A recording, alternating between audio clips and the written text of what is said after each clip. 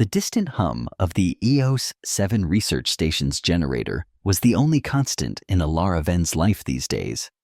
At 23, she was the youngest staff member aboard the interplanetary facility, and as her colleagues never failed to remind her the least qualified. Biology assistant was just a fancy term for someone who cleaned cages and fed specimens while actual scientists did the real work. Ven, those biological waste containers won't move themselves. Dr. Malrich's voice echoed through the pristine white corridor.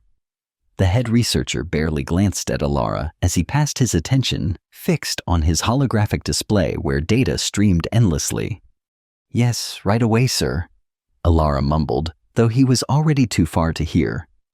300 years had passed since humanity joined the Intergalactic Alliance, and still people like Malrich insisted on treating others like glorified servants.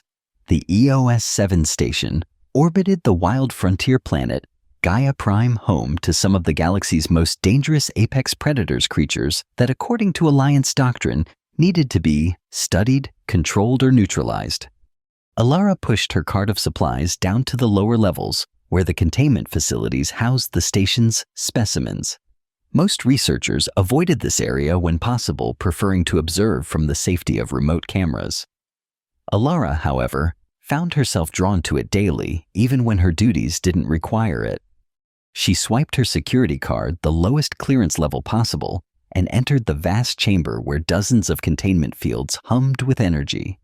Inside each field was a creature deemed too dangerous to exist.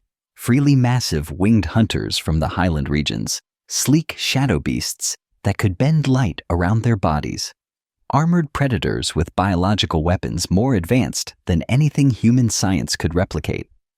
"Good morning," Alara whispered as she passed the first enclosure. Inside, a creature resembling a cross between an earth panther and something more alien shifted in the shadows. Its 6 eyes blinked in sequence as it watched her. The security guards stationed nearby exchanged amused glances. "She talks to them like they're pets," one muttered. Alara ignored them. She'd learned long ago that acknowledging mockery only invited more of it. A commotion from the main loading bay drew everyone's attention. The monthly transport had arrived, bringing new acquisitions from the planet's surface. Alara watched from a distance as a heavily armed team escorted 3 containment pods into the facility. The lead security officer, Captain Lyra Khan, supervised the operation with her characteristic stone-faced efficiency. "All personnel clear the area," Khan announced, her voice amplified through the station's comm system. "Today's specimens are Class A apex predators captured in the Meridian Forest region." Researchers and security personnel scrambled to secure vantage points behind reinforced barriers. Alara, technically required to leave, but curious beyond reason, slipped behind a support column where she could observe without being noticed. The first 2 transfers went smoothly. The creatures, a pair of winged hunters with razor-sharp talons, fought against their restraints, but were ultimately secured in their new enclosures. It was the 3rd creature that changed everything. As the final containment pod opened, something went catastrophically wrong. The electromagnetic locks disengaged prematurely, and alarms blared throughout the facility. What emerged wasn't one creature, but 3, a shadow beast, and 2 smaller predators that had somehow been housed together. "Containment breach, all personnel evacuate," Captain Khan shouted, drawing her pulse weapon. The security team formed a defensive line, but their training hadn't prepared them for the speed of the shadow beast. It moved like liquid darkness, seeming to disappear and reappear at will. The other creatures, sensing freedom, scattered in different directions. Within seconds, chaos engulfed the loading bay. Scientists fled, screaming guards fired wildly, and the creatures, disoriented and terrified, lashed out at anything that moved. Alara watched in horror as the shadow beast cornered a young researcher. Without thinking, she stepped out from her hiding place and directly into the path of the advancing creature. "Stop," she called out, her voice cutting through the cacophony with unexpected clarity. The shadow beast froze, its 6 eyes fixed on Alara. The entire facility seemed to hold its breath. Alara raised her hand slowly, palm outward, and made a soft clicking sound with her tongue, a sound no human should know how to make. The creature tilted its head, then astonishingly lowered its body into a submissive posture. The other escaped predators, previously wreaking havoc across the chamber, ceased their attacks and oriented themselves toward Alara. With a series of subtle hand gestures and vocalizations, Alara guided the three creatures into a corner where they remained calm and stationary, watching her with what could only be described as deference. The silence that followed was deafening. Security personnel stood frozen, weapons half raised. Scientists peered cautiously from behind barriers. Captain Khan stepped forward, her face a mask of disbelief. "What did you just do?" she demanded. Alara swallowed hard. "I just asked them to stop." Within hours, Alara found herself in the station's high-security conference room, surrounded by the facility's top researchers and security personnel. No longer the invisible assistant she was, now the center of attention, though not in the way she'd ever wanted. "It's impossible," Dr. Malrick was saying, pacing around the holographic display showing footage of the incident. "No human has ever demonstrated this level of control over apex predators. There must be another explanation." "I saw it with my own eyes," Captain Khan countered. "The creatures obeyed her, like they understood her." Alara sat quietly, hands folded in her lap. She'd known this day might come eventually, but she'd hoped to keep her ability secret for longer. "Miss Venn," the station director addressed her directly. "How long have you been able to communicate with these creatures?" "All my life," Alara admitted. "But it's not really communication, not like you're thinking. It's more like, I sense what they're feeling, and they sense what I'm feeling." "There's a connection," Dr. Malrick scoffed. "Preposterous. These are mindless killing machines. They don't have feelings to sense."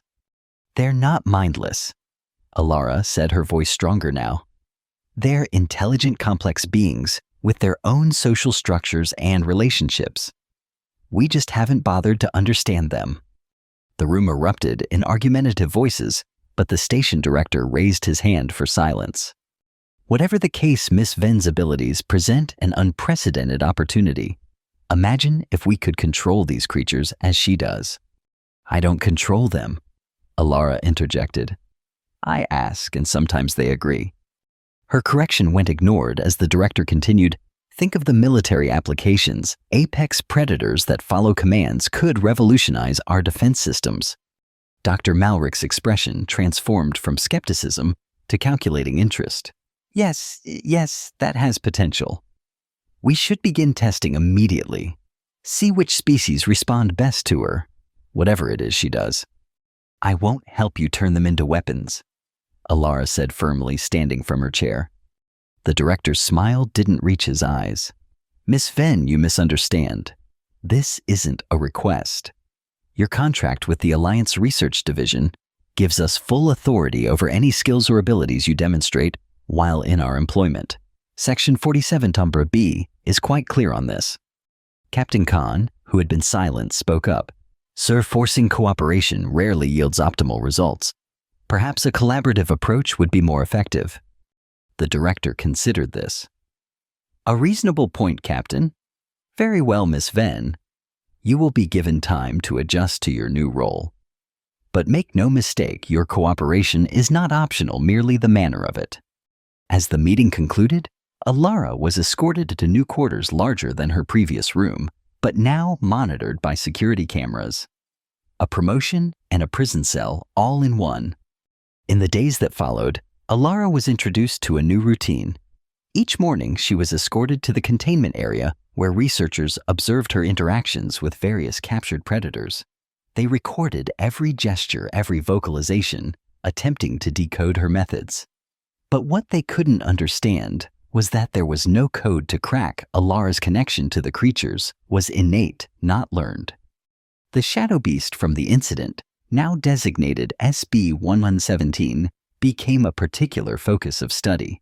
Unlike the other creatures, it refused to respond to anyone but Alara.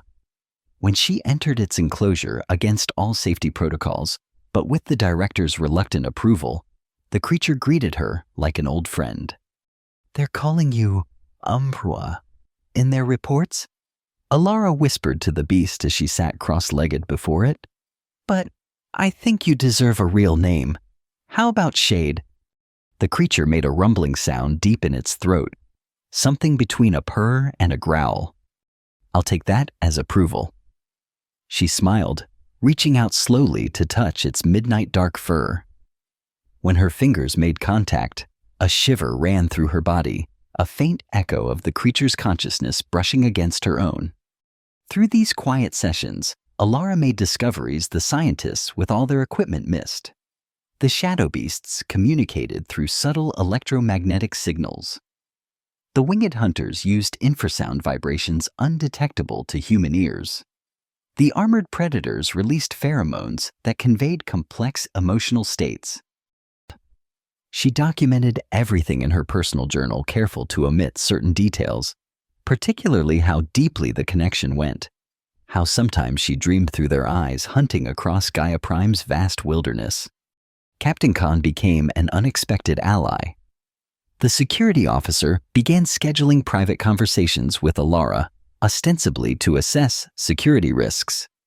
In reality, she seemed genuinely interested in Alara's insights. "You don't think they're just mindless predators either, do you?" Alara asked her one evening. Khan's expression remained neutral, but something flickered in her eyes. "I've spent 12 years overseeing capture operations on Gaia Prime. I've seen things that don't align with our scientific classifications, hunting patterns too complex for instinct alone, problem-solving abilities that suggest higher reasoning. Then why continue capturing them?" "Orders," Khan said simply, and until now, no better alternative presented itself. As weeks passed, Alara's reputation throughout the station transformed from that odd assistant girl to something approaching reverence mixed with fear. Researchers who once ignored her now hung on her every word. Security personnel gave her a wide berth in corridors. Dr. Malrick, however, grew increasingly frustrated. His attempts to replicate Alara's results with other staff members failed consistently. His reports to Alliance headquarters became more insistent that Alara's abilities be properly utilized, meaning militarized. One night, unable to sleep under the constant surveillance, Alara lay awake, pondering her limited options. A soft chime from her datapad drew her attention. An anonymous message had somehow bypassed the security filters. Not all research on EOS S7 is sanctioned by the Alliance. Some specimens never reached the official records. Level B3, Section 17. Tonight, 0200 hours. Alara stared at the message until it automatically deleted itself. She had no illusions about the danger of following such instructions, but her curiosity the same that had drawn her to this career. Despite all discouragements, wouldn't let her ignore it. That night, after disabling the door sensor with a trick she'd learned from observing the maintenance crew, Alara slipped through the dimly lit corridors toward level B3. The research facility's night cycle meant minimal staffing, mostly security patrols, which she carefully evaded. Section 17 turned out to be an unmarked door requiring high-level clearance. Alara hesitated, then noticed the ventilation access panel nearby, large enough for a person of her small frame. Minutes later, she was crawling through the station's ductwork, guided by the soft blue emergency lights. What she discovered inside Section 17 confirmed her worst fears. A hidden laboratory equipped with surgical apparatus and specialized containment fields. Inside these fields were apex predator specimens, not whole creatures, but parts. Organs, tissue samples, neural matter kept alive artificially, on nearby screens. Alara saw footage of creatures being subjected to experiments that could only be described as torture, all in pursuit of understanding their unique biological weapons and defenses. "Horrifying, isn't it?" a voice said from the shadows. Alara spun around to find a technician she vaguely recognized watching her. "You sent the message?" she realized. "Some of us don't approve of what happens here, the technician said quietly. Dr. Malrich's official research is just a cover for his real work, weaponizing apex predator biology for black market contracts. The Alliance Enforcement Division would shut this down immediately if they knew. Why show me? Because you're the only one they're afraid of, the technician said. The creatures respond to you. The entire station has seen it.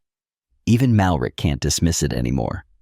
That makes you dangerous to his operation and valuable to those of us who want it stopped. Before Ilara could respond, an alarm blared throughout the facility. The technician paled. They've discovered you're missing from your quarters. Go back the way you came.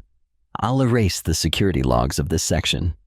Ilara escaped through the ventilation system, her mind racing with what she'd learned. She barely made it back to her room before a security team arrived to escort her to an emergency meeting. In the conference room, Dr. Malrich was livid. Where were you? He demanded. I couldn't sleep. I was walking around the botanical section. Ilara lied smoothly. The botanical section security cameras didn't record your presence. Captain Khan noted her expression unreadable. Perhaps they malfunctioned, Ilara suggested innocently. Technology isn't always reliable, is it, Dr. Malrich? Like record-keeping systems that fail to log certain specimens. Malrich's face drained of color. I don't know what you're implying, Miss Venn, but midnight wanderings are prohibited for non-security personnel. Consider this your only warning. The meeting adjourned quickly, but as Ilara was leaving, Captain Khan fell into step beside her. The botanical section cameras are working perfectly, she said quietly. I checked them myself before the meeting. Ilara tensed, but Khan continued. Whatever you discovered tonight has Malrich rattled. That makes me curious. Curious enough to view the unregistered laboratory on level B3, Ilara whispered. Khan's stride didn't falter, but her eyes narrowed slightly. Meet me in the training simulation room tomorrow. 1,500 hours. It's one of the few places without audio surveillance. The following day, Ilara explained everything to Captain Khan. The secret lab, the illegal experiments, the black market connections. Khan listened without interruption, her military discipline evident in her perfect stillness. These are serious accusations, she said finally. Evidence would be required for any official action. The technician said records are being erased. Digital records can be recovered by someone with the right skills, Khan replied. But we would need access to Malrich's secure terminal, which is protected by biometric locks. So it's impossible. Khan's expression shifted to something almost like amusement. I didn't say that. I said we need access. She leaned closer. How much control do you actually have over the Shadow Beast shade, as you call it? Ilara understood immediately. You want to use shade to infiltrate Malrich's office? Shadow Beasts can bend light around themselves, but they can't pass through solid matter. They can't, Khan agreed. But they can pass through ventilation systems just as you did. The plan they formulated was dangerous and technically illegal. Even if intended to expose greater illegality, Ilara would create a diversion in the main laboratory while Khan disabled the security systems in a critical junction. Then Ilara would release Shade with specific instructions to retrieve data from Malrich's terminal. Shadow beasts have eidetic memory, Ilara explained. If I show Shade what to look for, it can memorize any documents it sees. And you can retrieve these memories? Khan asked skeptically. Not exactly. But when our minds connect, I can see what it has seen, like memories that don't belong to me. The opportunity came 3 days later when an Alliance inspection team announced an upcoming visit. The station burst into frantic preparation, with Dr. Malrich personally overseeing the cleaning of official laboratories and the concealment of his secret operations. During the chaos, Ilara implemented their plan. In the main laboratory, she deliberately mishandled a container of harmless but spectacular-looking bioluminescent algae, creating a glowing blue spill that required immediate containment procedures. As the emergency response team rushed to address the potential contamination, Captain Khan disabled the security junction, creating a blind spot in the surveillance system. Alara slipped away to Shade's enclosure. "I need your help," she whispered, placing her palm against the energy field. The creature approached, pressing its face against the barrier from the other side. When she deactivated the field, Shade didn't flee as any other creature would. Instead, it waited for her guidance. Alara closed her eyes, focusing her thoughts on images of Malric's office, the terminal, the specific files they needed. The shadow beast's consciousness brushed against hers, confused at first, then understanding. "Please," Alara said aloud, though she knew the creature responded more to her intent than her words. "Find what he's hiding." Shade moved like liquid shadow through the corridors, vanishing whenever anyone approached. Alara returned to her quarters to wait, her heart pounding with anxiety and hope. Hours later, Shade returned, materializing in her room so suddenly that Alara nearly cried out in surprise. The creature approached her bed and lowered its massive head to her eye level. Alara placed her hands on either side of its face and closed her eyes. The connection flared brighter than ever before. Images flooded her mind. Malric's office, the terminal, document after document, financial transactions, genetic research, weapons specifications, buyers from within the Alliance military structure and beyond. Everything they needed and more. When she opened her eyes, Alara was crying without realizing it. "Thank you," she whispered to Shade. "Now we have to get you back before they notice you're missing." But it was already too late. Alarms blared throughout the station, and Alara's door slid open to reveal Dr. Malric, flanked by security officers, not Khan's trusted team, but private contractors Alara had never seen before. "I knew you couldn't be trusted," Malric snarled. "Security detected unauthorized access to my office terminal. I should have known your connection to these beasts went deeper than you admitted." The security officers raised their weapons, targeting both Alara and Shade. The shadow beast growled, its body tensing as it moved protectively in front of Alara. "Stand down," Alara commanded it quietly. "Don't hurt anyone." To everyone's astonishment, the creature obeyed, though it remained positioned between her and the weapons. "Take them both to containment," Malric ordered. "The girl goes in a cell. The beast goes to Section 17. For immediate dissection, I want to know exactly how this connection works neurologically, biochemically, genetically, whatever it takes." As Alara was dragged away, she caught sight of Captain Khan watching from a distance, her face carefully expressionless. Their eyes met briefly, a message passing between them without words. The plan had changed, but it hadn't failed.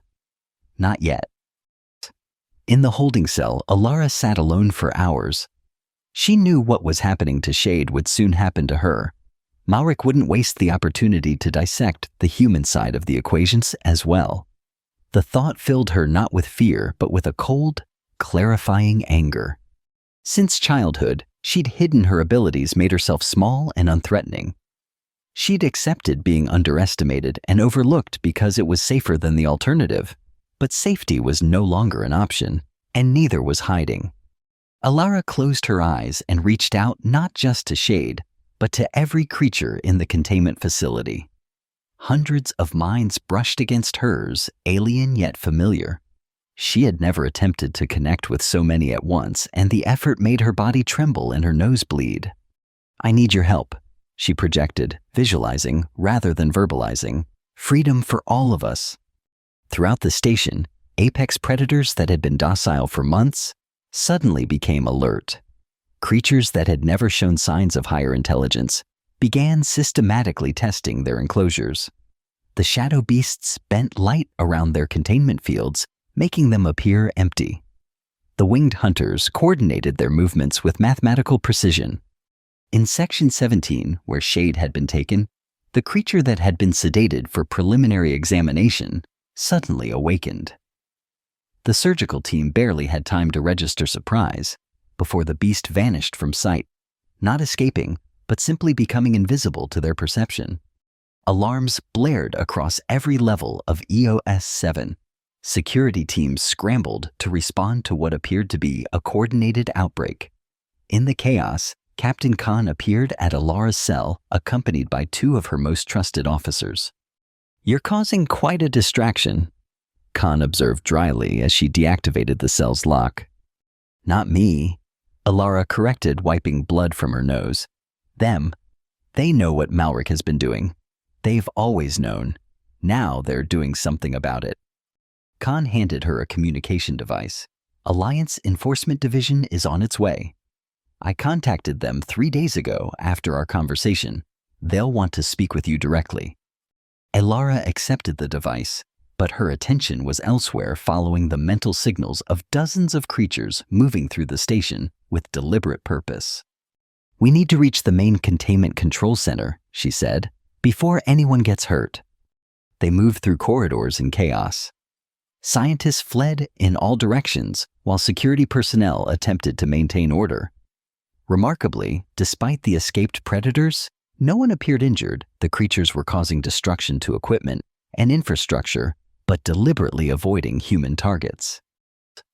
In the control center, they found Dr. Malrek and the station director attempting to activate the emergency purge system, a last resort protocol that would vent all containment areas into space, killing every specimen on the station. "Step away from the controls," Captain Khan ordered, drawing her weapon. Malric spun around, his face contorted with rage. "You're with her. You're choosing these animals over your own species."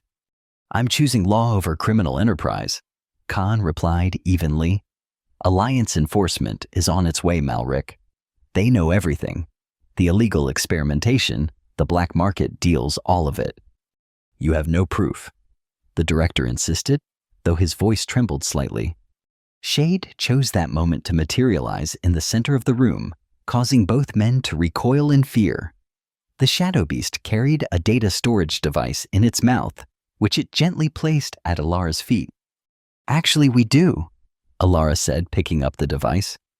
"Shade copied your entire database before you captured us. Every transaction, every illegal experiment, every buyer.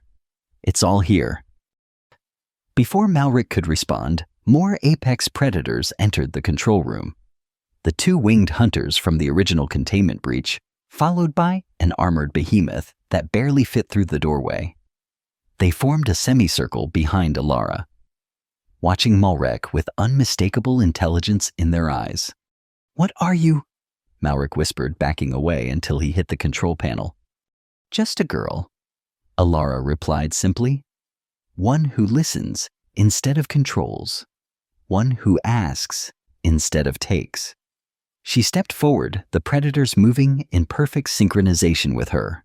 "And one who recognizes that we are not the apex of creation, merely one branch on a much larger tree." In a desperate move, Malric lunged for the purge controls. Before anyone could react, one of the winged hunters launched forward with impossible speed, pinning his hand to the panel with a talon not piercing the flesh, but immobilizing him completely. "They could kill you," Alara observed quietly. "They want to after what you've done to their kind. But I've asked them not to. Unlike you, they understand the difference between justice and revenge." 3 days later, Alara stood in the same control room, but now it was filled with Alliance enforcement officials and Intergalactic Council representatives. The evidence Shade had recovered had exposed not just Malric's operation, but a network of illegal bioweapon development that reached into the highest levels of multiple governments. Captain Khan, now acting director of EOE-7, stood beside Alara as she explained what had happened, and more importantly, what had been misunderstood about apex predators since humanity's first contact with them. "They're not mindless killers," Alara concluded. "They're intelligent beings with their own society, their own communication methods, their own rights to existence. What we've been calling apex predator behavior is actually a complex response to invasion and capture. And this connection you have with them," one council representative asked, "is it unique to you?" Alara hesitated, then decided honesty was necessary. The Alliance genetic database identified a rare gene sequence in my DNA, something that appears in less than 0.001% of human populations. It's similar to sequences found in certain old Earth mammals known for empathic abilities, but amplified. The working theory is that it allows me to perceive and transmit electromagnetic patterns that match these creatures' natural communication methods. Could this gene be replicated, implanted in others? Another representative asked his military insignia, suggesting his interest wasn't purely scientific. No, Khan interjected firmly. Alliance medical ethics prohibit genetic manipulation for military purposes. Section 29(c) of the Founding Charter is quite clear on this. The representatives looked disappointed, but didn't argue. Instead, they turned their attention to the more pressing question of what to do with the facility's remaining specimens. Release them, Alara said simply. Return them to their natural habitats on Gaia Prime. Out of the question, one representative scoffed. Even if everything you say about their intelligence is true, they're still dangerous. All intelligent species are dangerous when threatened, Alara countered. The difference is whether we give them reason to see us as threats or as potential allies. The debate continued for hours until finally a compromise was reached. A new program would be established, Collaborative Evolution Studies, with the goal of developing peaceful coexistence between humans and apex species.